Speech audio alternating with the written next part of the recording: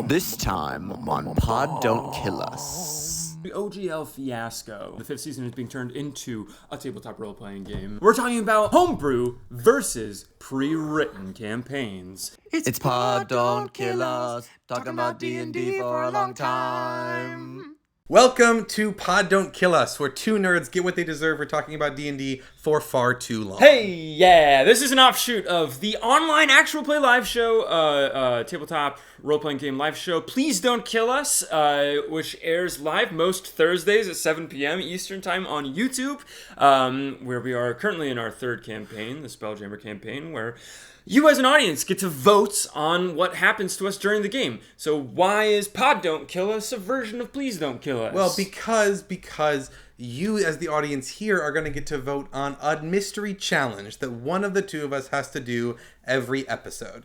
So there is something you have voted on for tonight. We don't know who's doing it. We don't know what it is. And we're going to get back to that a little bit later. Yes. I'm Eric Wiegans. I'm currently the Dungeon Master for the third campaign of Please Don't Kill Us. And I am Jack Dentinger. I am the Chief Story Consultant on Please Don't Kill Us. So what we can tell you about why we're here right now is because the both of us were kicked out of our respective homes for talking about D&D for far too long. So now we've found ourselves in the special secret cellar of a friend of ours, Farbles, the Scourge of the Bog. Farbles and Jessica are very lovingly letting us talk about D&D for a certain period of time here in the basement, and we're going to take advantage of that as best we can. The first chapter of today's show is the Brews News. So we get to talk about D&D news, things that are upcoming, things that are hot in the world of Dungeons and Dragons and in the world of RPGs at large. But at some point in this time, they're going to drop a beer in front of one of the two of us. When they do that, we have 60 seconds to finish that beer while the other one keeps talking about whatever news is coming up. And we have to finish the whole news segment, Brews News, in that 10-minute space. And then, boom, we're cut off. So, shall we begin? Let's Farbles, got the timer? I'm ready, y'all. Very good. Yeah!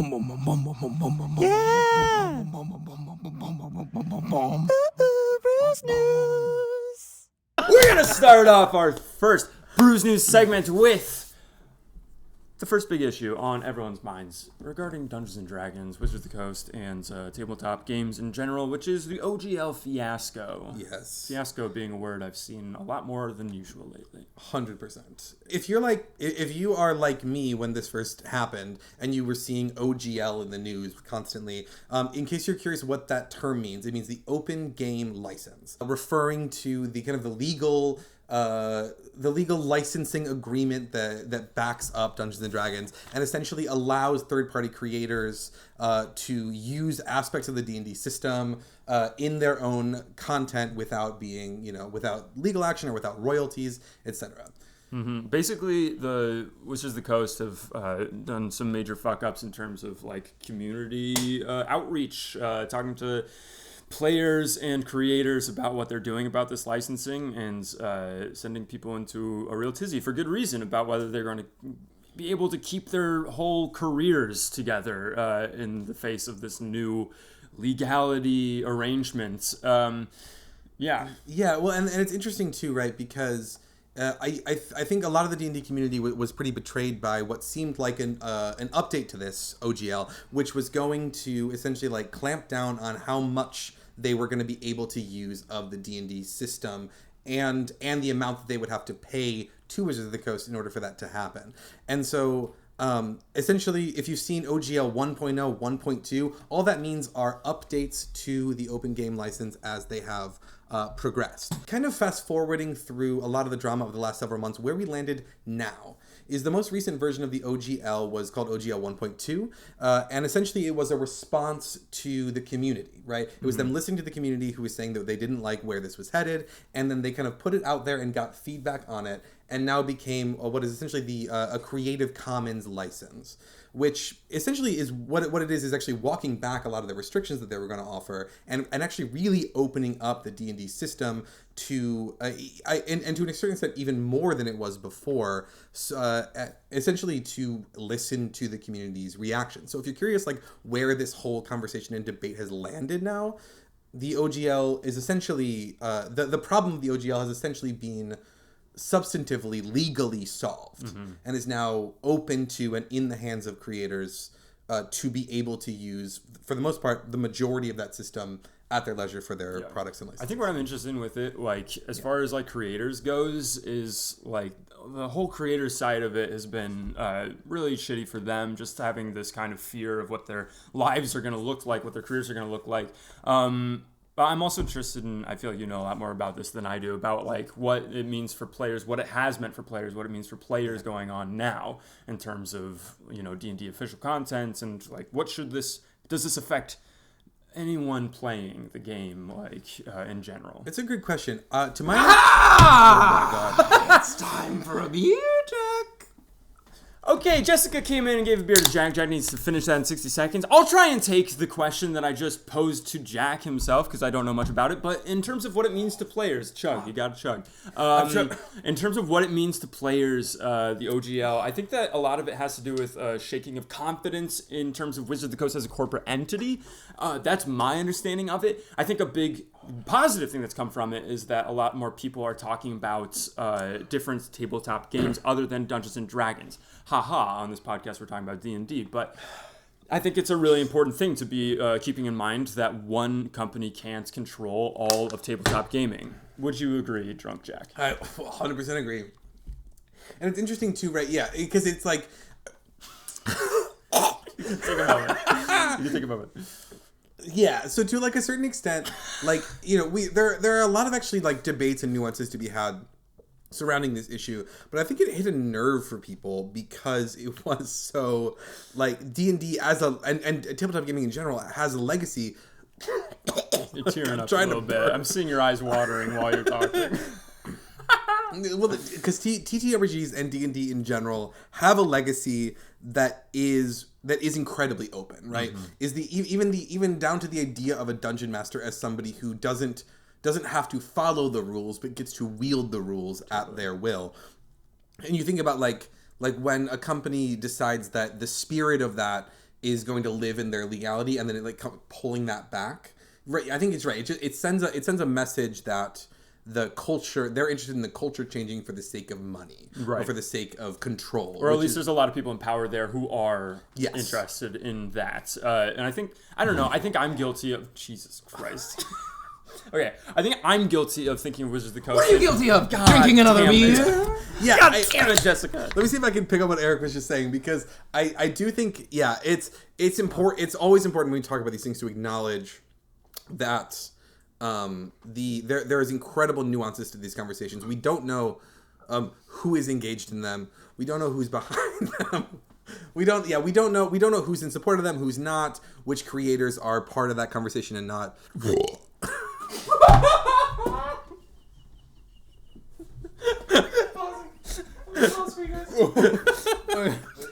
Oh god. No, don't. Yeah, wait. We're resetting. Okay. Don't even touch that beer. Okay. Wait, let me start talking, and then Eric can start drinking once I'm set. Okay. Yeah. It's really about those nuances. It's really about like the acknowledging that we don't know where this exactly came from, who's behind it, who's not. When you're in a company, there's incredible pressure to not talk bad about it. There's legal things involving people's contracts. The point is that we don't know, and a lot of the creators online who are talking about this don't know. What I'm interested in saying that we stand by is we're standing by the spirit of the community, and we're standing by the spirit of creators in that community who doing essentially what we're doing at Please Don't Kill Us, which is taking something we absolutely love and turning it into something that's for other people, right? 100%. Like that's the spirit that we want to keep. 100%. The community is the heart and soul of it. I'm so afraid that our 10 minutes is almost out. So what else is coming up in tabletop happenings? We got a few things on the mind. Yes, we do. There's one thing I'm really excited about. I love a book called The Fifth Season by N.K. Jemison. It's a really excellent kind of fantasy, sci-fi-ish novel, part of the Broken Earth trilogy. And The Fifth Season is being turned into a tabletop role-playing game, as very fun. goes all good IP. It's a D6 system. I don't know too much about it, but it tastes horrible. It really is bad. God.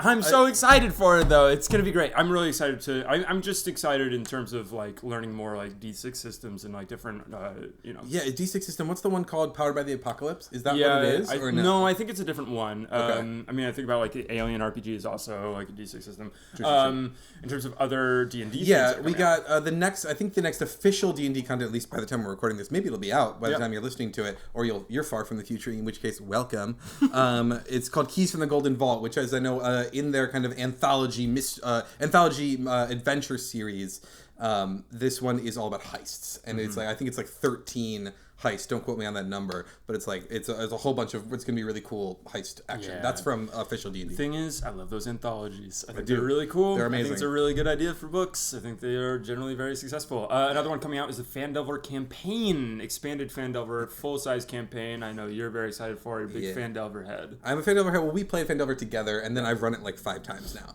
So like, I kind of excited for the idea of like what they think is cool about that to expand on. Totally. Just simply Other than D&D, moving beyond D&D, right now, right now, I don't know when this is going to come out, but until February 23rd, the Pathfinder, a lot of the rule books are on sale. You can get like a huge bundle of them for $5 on a site called Humble Bundle. I have done so. I'm really excited to check out that system. I don't know much about it. I know it's based on 3.5 of D&D, but I'm just excited to expand in terms of like fantasy role-playing games and see what else is out there. 100%. And there are so many great ones out there that we haven't ever even touched or even know about.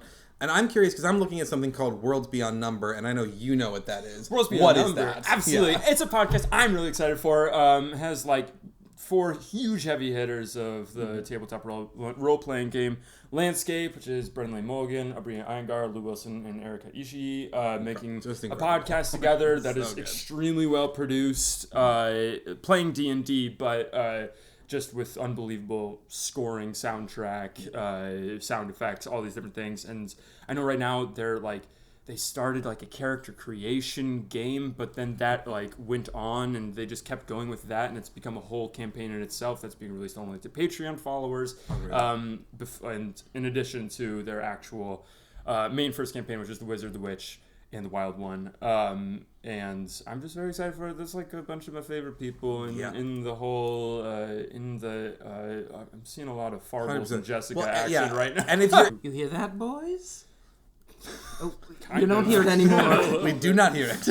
Your time is up. News doesn't exist anymore. It's time for the challenge, not the reality TV show kind. Chapter 2 of the Pods. This is a chapter that is slightly decided upon by the audience beforehand. On our socials, we posted some polls. Poll Don't Kill Us, deciding between 2 different challenges. One we'll have to do, and between which of us is going to have to do it. I pray to God you made the right choice. Yeah, please don't kill us. I'm so afraid. We have no idea. Neither of us looked on the Instagram to see what it is or who's doing it. So this is... genuinely frightened. Genuinely afraid. I do genuinely not, afraid. I've been afraid for the last hour. A good feeling. So it's a second chapter. It's a new challenge every time, and it's a new title every time. So Farbles, could you let us know what chapter 2 is called today? Hi, y'all. I'm with my 2 favorite studs right here. Right into the mic. Right into the mic. Hi, y'all. Sorry, I don't know how to use this machinery that you all brought in here today. Totally. Sorry about that, Farbles. No, it's okay. I'm just used to normally sticks and mud. So this challenge is called Mustard Jelly. All right, y'all. Okay. So, mustard jelly? You know, I've been having some mustard jelly problems. A few jellies got into my bog. And I captured one. And this is what those people on the Instagram chose for y'all. I took that jelly and he just turned into 2 different things. He turned into a raw egg yolk and some horseradish mustard. And, you know, the people on the interwebs, they chose that between the 2 of y'all, that Mr. Jack Dittinger should be the one to have the pleasure to take a sip of this mustard jelly. Oh, God. I love you like sons, y'all.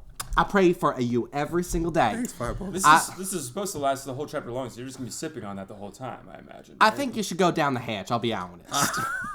I think I should go down the hatch too. I love you all.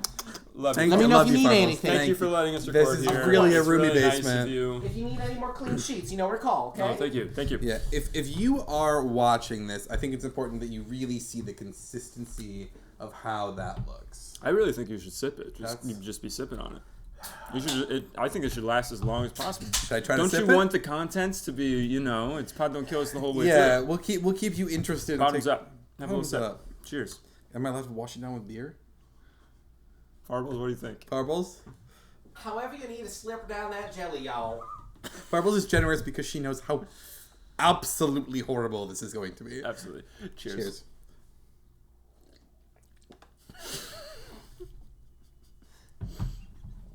It's pretty good.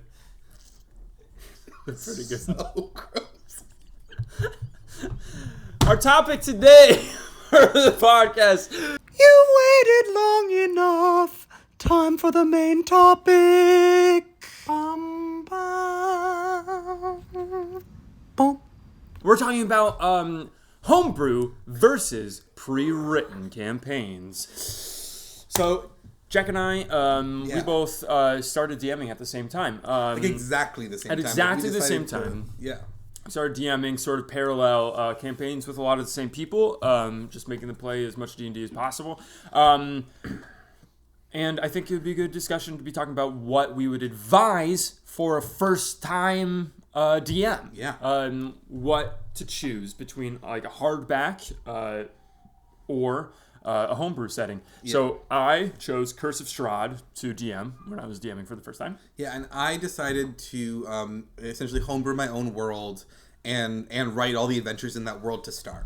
And my intention was to kind of keep doing that. Whether I did, we'll definitely talk about. But I'm curious for you, because I know you before that as a player, right? This is the first time you had DM'd, but as a player, you would come from several homebrew world and campaigns. Totally. Why? What was it? What was it about Curse of Strahd? What was it about a pre-written campaign that enticed you to make that call? Whoa. You make me think. Yeah, I really hadn't thought about the fact that, the previous campaigns, all of them, I think, except maybe my first time when I played just like one session in high school or something, maybe that was, he was running it out of a book. But everything else was from a homebrew world, and I had amazing times in those homebrew worlds, and they were really well fleshed out. So I feel like I didn't have a thought in my mind of like, these homebrews could really use a little extra juice or something. Sure. I think it was literally just like being like, I don't know if I can pull that off. I really would like to have this hardback book with a vampire on the cover.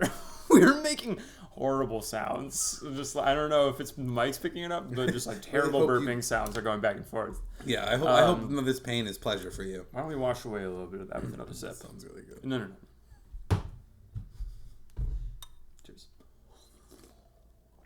So the hardback of Curse of Strahd had a nice vampire on the cover. And I love gothic horror. I love something So Halloween-y. you did love gothic horror before. I did. It It definitely made it exponentially more. I feel like I'm way more into horror now after diving into Curse of Strahd than before. But like, I love spooky vibes. I loved them back then, and I was just really excited about it. And I think there was a part of me that was like a team of people designed this, so therefore it must be really well designed and like easy to run maybe, and that sort of thing, which like, is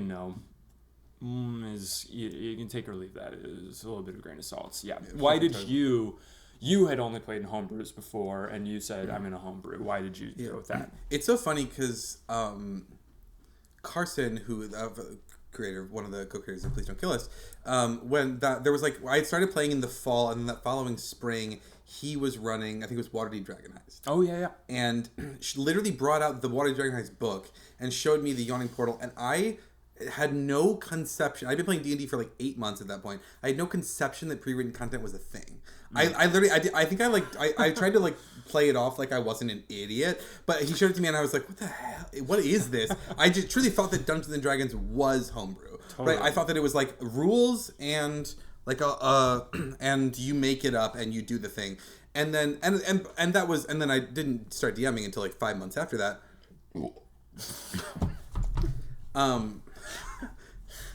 But when I decided to start DMing, I think that I had a genuine, at the beginning, had an aversion to pre-written content.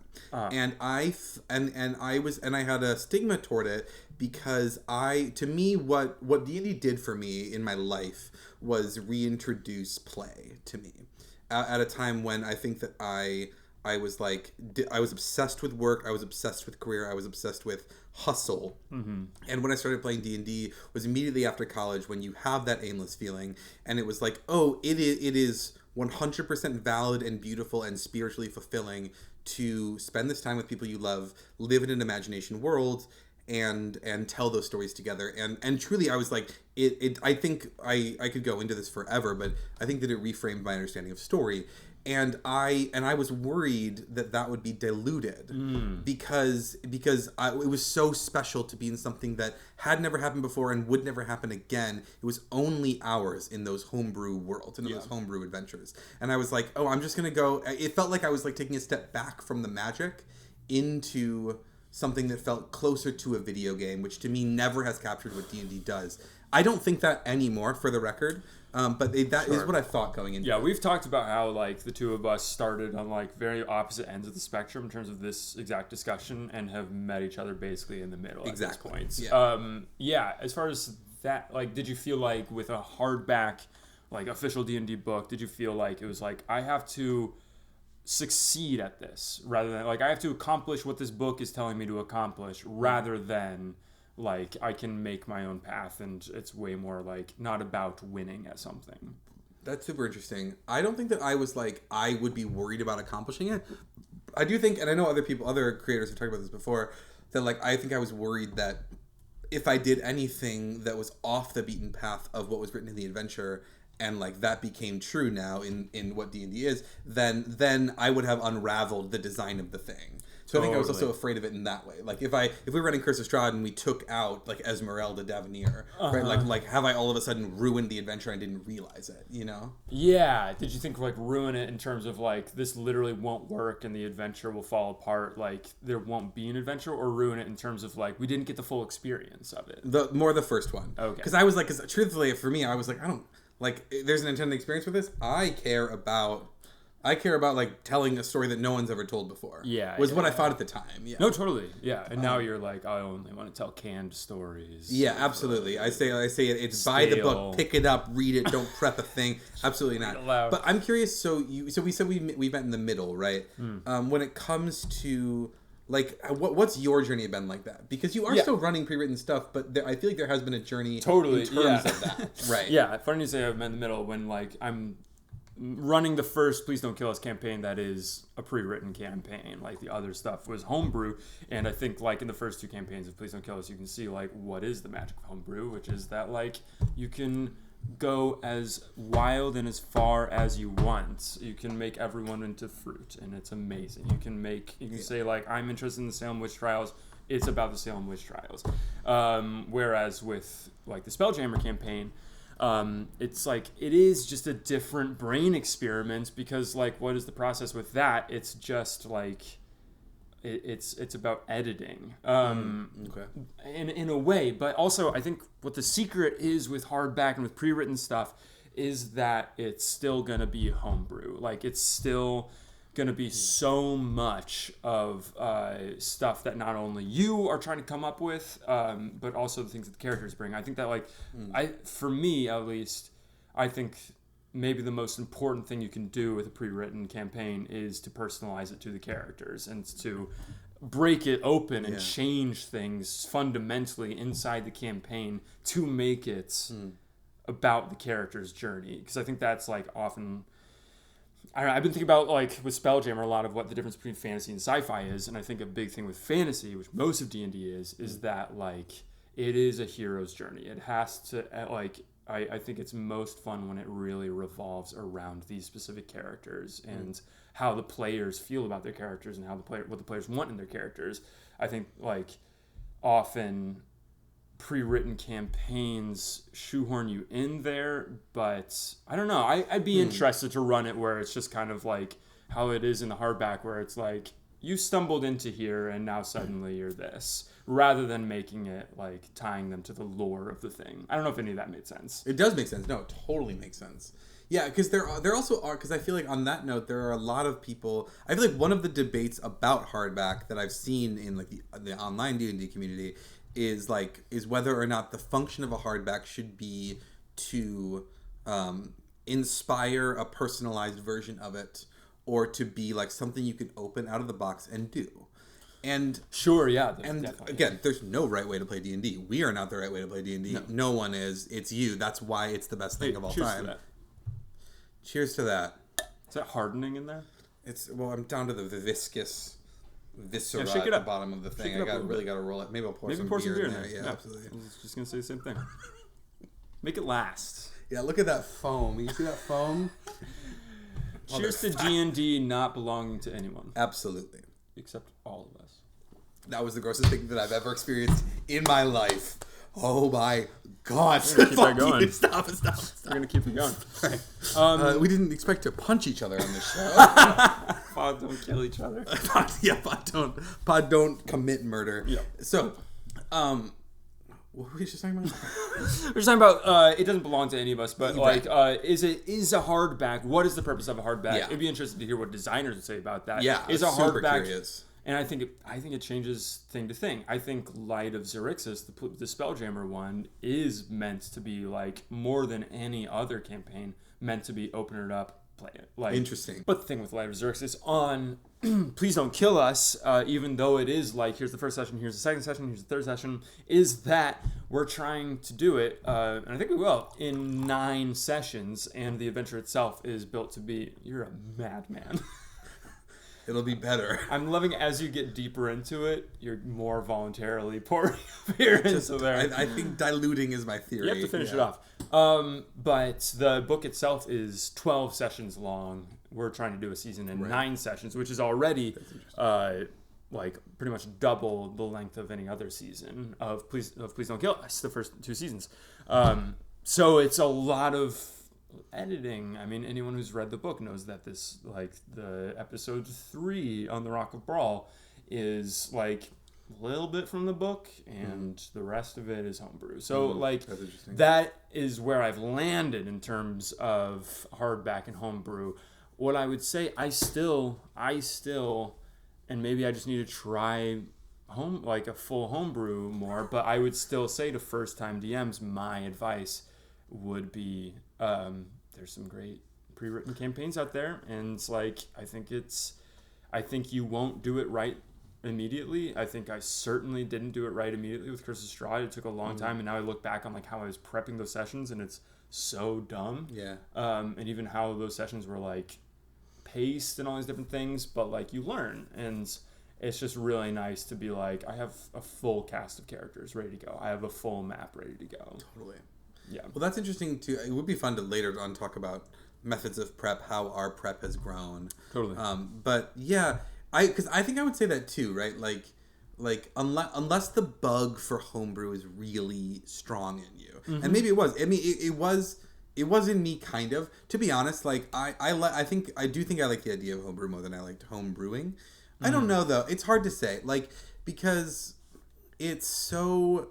The idea of making a world is really intoxicating. I'll say I didn't end up loving spending all the time fleshing out the details of the world. Like, I've kind of retired I love my homebrew world. I love everyone who played in it. Thank you, everyone who played in it. Which by the way, it has been a significant amount of people. I used to be a professional DM, so I would DM a lot in that world, and I've retired it since then because I was just like so aware of the holes in that homebrewing, and those holes are fine to be there. Yeah. But but especially in like the world building of it, like I'm fascinated and in awe of people who can get so deep into the layers of that it is consistent. It feels like it does work. It feels like it has internal logic and has like thematic and central tension built into that logic. Yeah. And I think like I love thinking about that stuff. I love talking about that stuff. I love writing about how to do that stuff. Totally. But the doing it itself has turned out to be something that is not as passionate to me as is like having a conversation like this about it. Yeah. You know? Yeah. Did you feel like when you were first like looking back on the prep for like first time DM, in a homebrew world, do you feel now that you were just like looking at the wrong things? Like you were like spending too much time developing this like trade system on this one island or something that like no one ever poked at? Like was there anything like that? No, I'm sure that's a thing for people. For me, I didn't spend any time. Like I like smart, honestly which smart. is what I mean. Yeah. Like I think my theory was I only care about what they're gonna engage with. And which Sounds like a smart first time DM. Theoretically, although like I will say like I quickly filled up my plate with DMing. I went from DMing in that fall to DMing 8 games a week by that winter. And so and kind of using those 8 games a week to like, you know, I think Matt Mercer's talked about this with Building Exandria, where it was just like, oh, I just started with a town and then you build out from there, and because people were engaged with it, the world became a thing. But if you have 8 different campaigns going, then you're like world building like crazy. Right, every and week. across in different eras and that. And so it just forced me to do it because I wasn't doing it on my own. Yeah. And it forced me to make all kinds of contradictory choices, things that don't work, using the same things here and anyway. But like, yeah, but it became, and I think when I finally started to integrate pre-written content, which for me started with Ghost of Saltmarsh. Yeah, totally. Because I was making a seafaring world. I'm a huge Zelda nerd, and I was like thinking about the Wind Waker and thinking about the island hopping adventure of that, and kind of made an island hopping based world. And so I brought in Ghost of Saltmarsh, which is perfect to bring in if you are a DM who is scared of or not interested in like a set big campaign beginning to end, but wants things that could tie together however you want, but are essentially standalone adventures. Like they're not anthologies like Candlekeep or like the upcoming Golden Vault, which are like designed to be like a bunch of small adventures. They're like 6 or 7 longer adventures that have the option to spin them however you want. So and I think from there the idea of coming into it from a place of like, oh, these are my puzzle pieces and I can weave them however, I can leave things out, I can change that, I can build that to the world that I have. That to me opened the floodgates for pre-written content. Yeah, that's super cool. Cheers to that. Yeah. I think Dear Lord. something that comes to mind for me when you're talking about the like Wind Waker, think about like Zelda, like you're the biggest Zelda head I've ever met, and it's like bringing in that inspiration into it. It makes you think of just like how, especially as a first time DM, you're working with like a lifetime of things that are inspiring you in terms of what kind of story you want to tell, whether that comes from like fantasy novels or video games or something, movies, whatever. And I think like pre-written versus homebrew from the start is almost like, are you going from the inside out or from the outside in? Because in terms of what inspiration you bring to your DMing, like what outside inspirations, which I think is a huge part of DMing. And in terms of pre-written, your inspiration kind of takes the form of which one am I choosing based on what I love. So like I love spooky, I love ghost vampires, I love Dracula. So there's that hardback and it's there for me and I get to pick that up. Only later was I able to kind of like go towards the homebrew. But for you, you're starting with a blank slate and drawing in from a different direction all your inspirations into it rather than it being there from the choice. Would you say that's kind of accurate? I think that's totally accurate, and drawing's interesting too, because I would describe like what homebrew felt like to me was taking a giant thick paintbrush on a canvas and like an outline, drawing an outline, and then like letting the players fill that outline. And the beauty of that is, I think to me feels obvious, right? The beauty is that it's like this magical, organic, oracular process. And the downfall of that, oracular. I still definitely only know that word because of Matt Colville talking about the way that he rolls characters is you have to roll the stats in order. So you do 46, take the lowest, but it's an oracular process because you discover your character's stats as you go. I've watched Matt Colville videos. It just sounds dirty. What does it mean? It does. Oracular. I think it means like organic. I don't know what it means. Okay. It's on the list of words that Spoken, I use but don't know what it means. It sounds right because oral, right? Yeah. It sounds like oral, right? Cheers to that. Uh-huh. Is the camera stop? No, not at all. I was gonna give you a definition for oracular. Yeah, Julia. Jessica coming in with Jessica. a definition I'm for not Julia, oracular. Jessica. Yeah, I've got the definition for oracular. It's relating to an oracle. It's almost like fortune That bringing, makes sense. hard to interpret, Oh, enigmatic, so cool. holding or claiming the authority of an oracle, one who delivers opinions in cryptic phrases or with pompous dogmatism. I'm not sure if that. I hate I don't that know about that one. one. That one's not my Oracle, favorite. Oracle. Yeah, I love that in terms of like the rolling the stats is so cool. I was thinking like the left is right. That's kind of the case. I think with pre-written campaigns, unless it's a dungeon crawl, and even if it's a dungeon crawl with all the grids laid out, it's just the fact that the players don't know what's real until it's real in front of them at the table. So whatever you make real is going to be real there. It doesn't matter if it was something different 2 weeks ago when you planned it. Right. There's no hierarchy there. And that's D&D, right? Like the only thing that is D&D is the thing that becomes real at the table.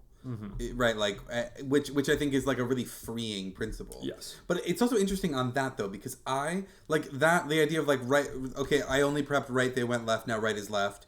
Right there, I've seen like there's like a meme that's like the secret to DMing, and it's like 2 doors, but then you see like the structure behind them, and they're both the same room, and I reject that as a DM. Yeah. Because I do think to me the concept of that takes away from the magic. Not to say that you shouldn't have that. You should have that in your back pocket if you're a DM. Yes. Always. But to me, I'm like when I started to think about a method of prepping that was like what are the two most opposite things in the world of D&D? A dragon and a rabbit. And I would be like, okay, if I don't know how to approach the design of this next adventure, what I need to think about the possible forks that they could go in. One's a dragon, one's a rabbit. And if I think about that, right, then I can also think about that in terms of styles of gameplay. One's combat based, one's puzzle based. Back to Zelda, Oracle of Ages, Oracle of Seasons. Anyway, I think it's so true. I think that like that's a really good point. That the like right is now left is a back pocket tool. That's not like the hard and fast rule of DMing. It's just a thing of like if this thing isn't fleshed out, you just like you didn't think they were gonna go over here. Like you gotta burn the furniture, as they say. You gotta use what you got. I think in terms of that being like you gotta have the choice between dragon and rabbit means something, and that's what makes it special. Right. I think that's been really special in terms of talking with Carson McCauley about Please Don't Kill Us. Who's not Jessica. Not Jessica at all. Carson McCauley. Carson DMing the first 2 campaigns, talking with him especially about Fruitcake Carnage. I was lucky enough to be a bit of a consultant, just bouncing ideas off of in terms of like maybe what would be some good crossroads here when the voting happens at Please Don't Kill Us. And I think that like it was an amazing learning experience for me, because sometimes I would suggest something where it's like their hair is blue or pink, and it's just like something where it's like, yeah, but like the point of this show is for the audience, much like how we want the players to be in any normal game of D&D. Their choices really do mean something. They really do change how this game is gonna go. Like that's when it's fun. I just thought that was a good connection to Please Don't Kill Us in terms of crossroads. It is. Well, and that is what I love about the Please Don't Kill Us system, is that it takes my favorite thing about DMing, which is that the most important thing to me is the idea that the players have a genuine choice, genuine agency over the way that this happens, right? And that doesn't mean that you don't give them parameters. That doesn't mean that you don't use only what's in the book of Curse of Strahd to tell the story, but you give them the opportunity to make meaningful, substantive change in those actions. Yeah, I think that is the like, if a homebrew world is daunting, right? Like I think that the beauty of it is that you have control over how much you're able to give them that action. And homebrew also, a homebrew world and a homebrew adventure are 2 totally different things. Explain yourself. There's I mean, not to say that you can't railroad in a homebrew world. You absolutely can. But I'm saying that like it's easy to design in. I think structurally speaking, it's easy to design in diverging paths in that exist in a homebrew world of your creation that prize player choice. And I think to me, what scared me about when I was talking about before about the stigma that I felt toward pre-written adventures was that it wouldn't feel as much like I and my friends had agency over this because it's all in the book. And so if it's in the book, it's there. If it's not, it's not. And that to me was a little bit spooky until you're like realize that like all that's in the book are the tools to do the same thing, which is to give the players opportunity to make meaningful choices and to affect a meaningful change. Totally. Brendan Lee Mulligan talks about his first time DMing. He like went into insane prep for a pre-written campaign, and they were supposed to just be like at a wedding, like a normal wedding, and then they like rescued the bride and left the adventure basically, and he was like, I'll never run pre-written again. And like it's just I guess not, D&D doesn't belong to any particular people or their mindset. Like not everyone goes on that path where it's like you get to that mix. Some people are just like, homebrew is exactly right for me, or absolutely. pre-written is exactly right for me. Yeah. Well, and spoilers for me, right? Like now I am only running pre-written content. Wild. But doing so in ways How that far you've fallen. embrace that. I truly, yeah. Well, like what? So, just for fun, what have you run? Not much. I don't know. Curse of Strahd been running for like years and years and years. The same campaign.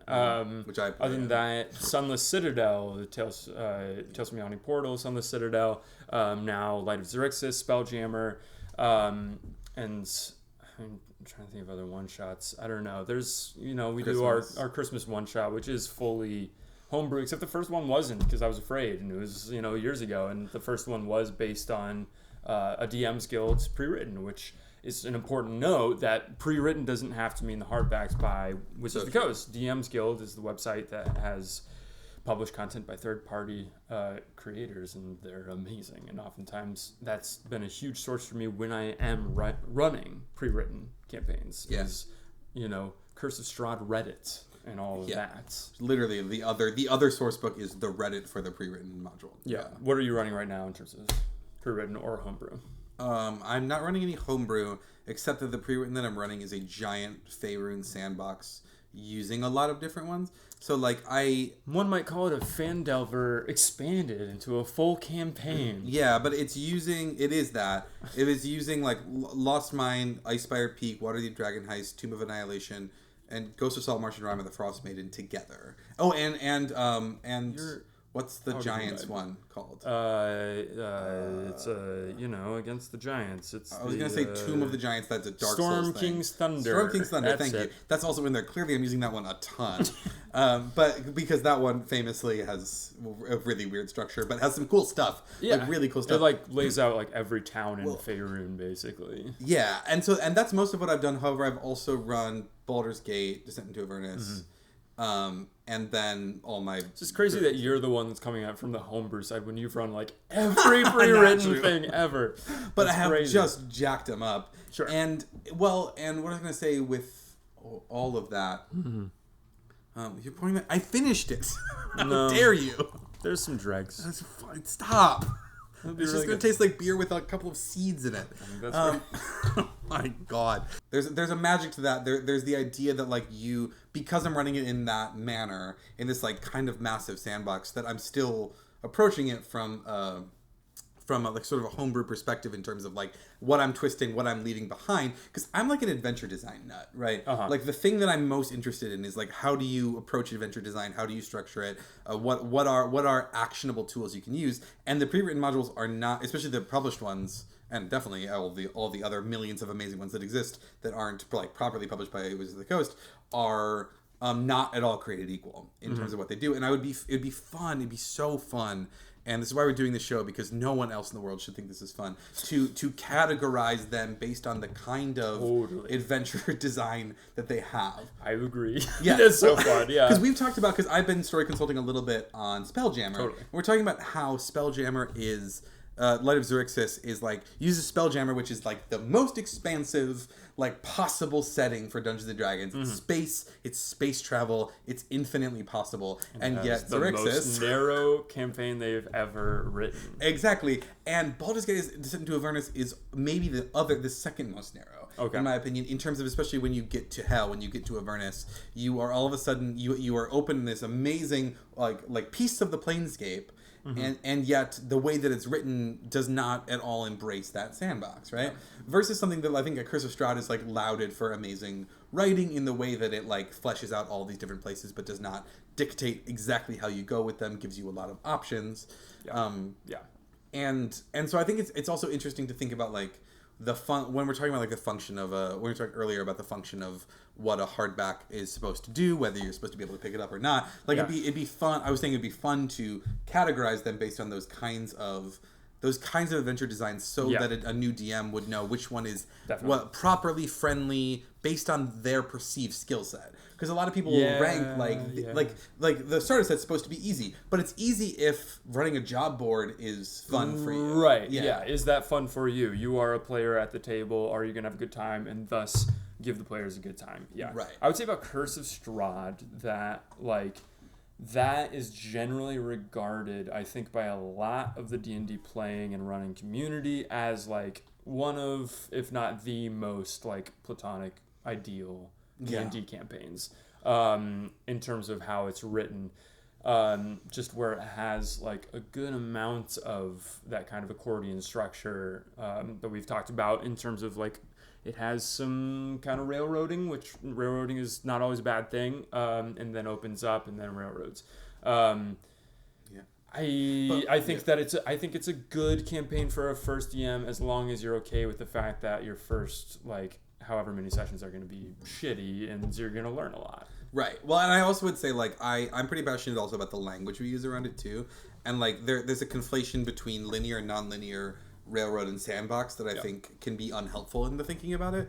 Like a linear adventure does not mean a railroad adventure.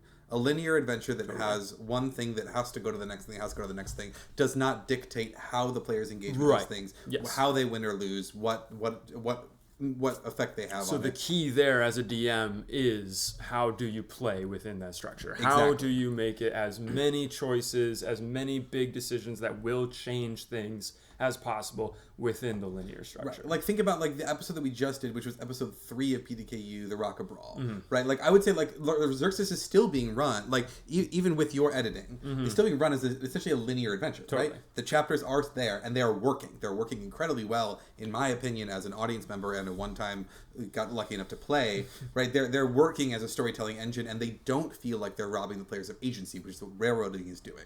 But they are linear in the sense that you're going to go to the Rock a Brawl, you have to get the thing and you have to get out. Otherwise you lose, right? Like essentially if you don't get that thing, there's not really another way. That has to happen. That's still linear, right? And like you're talking about accordion structure, which by the way, I cribbed accordion from Game Maker's Toolkit when they're talking about the structure of Dark Souls and the structure of A Link to the Past, Legend of Zelda, both of which have an accordion structure, which is essentially linear to non-linear to linear to non-linear to linear, as many times as you want to go. But it works. I love the accordion as like if you are thinking about being a first-time DM and you want to like you're thinking about like how do I approach adventure structure in a way that is kind of simple but also like gives them the full range of experience. Right? Starting with a tight linear chapter, opening to something non-linear, coalescing to something linear once. Together, like I think if you do that, you will give yourself like the first workout, your muscles will feel sore and they'll be I think that's so true. And speaking of the first time DM, I think that I feel like we both in you know how thinking about anything goes, we come to a place that's like very nuanced and like shares a lot of the same beliefs and kind of weaves back and forth between two opposite sides of something.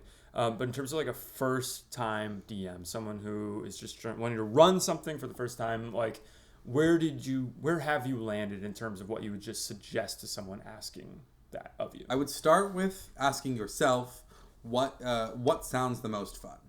Always first, right? 100%. And if you go, I don't know, either one is cool with me. I would say check out the pre-written campaigns first. I would say look at them, think about like what kind of stories you love the most. Or like if you love heist, if you love classic adventure, right? You have those at your disposal, and then peruse. And if they're inspirational to you, you'll feel it. It's a bug that you'll feel. And I would say go with that, but I would look at pre-written stuff first. Yeah. I 100% think that's right. I think that's right to kind of listen to yourself, and if you have like a world or like an idea for a story of an adventure, something that's like just within you and is like, yeah, but I'm writing this thing. Like, I keep writing down this thing because I have a bunch of ideas for this heist or whatever. Like then it's like, well, there you go. It's go towards that. Or if you're like, I keep looking at, Frost Maiden, or I keep looking at, the other RPGs out there, Crash Pandas. Big Crash if you're Pandas like, fans. like it's just kind of taking a moment to listen to yourself and follow your bliss. And beyond that, whatever way you go, knowing that this story is not something that you are going to be able to, nor should you, plot out like you're writing a book. Like, this is going to be a collaboration with you and your players. Yeah. So just find the seed of inspiration in whichever. I think that it just varies person to person. I think I'm happy with the route I went. Me too. Yeah. Yeah, that I also think is a great idea for a next discussion topic, which is what is the role of a DM? Totally. Yeah, because you said, like, we're thinking about storyteller, and I'm like, in many ways, I think a DM is not a storyteller. Yeah. And I think it's interesting to talk about. But yeah, Totally. anyway. I think that's a really interesting discussion. Last look. It's important to me that you all see. What's left in there is something I can't drink. And You did this to me. with You that, know who you are.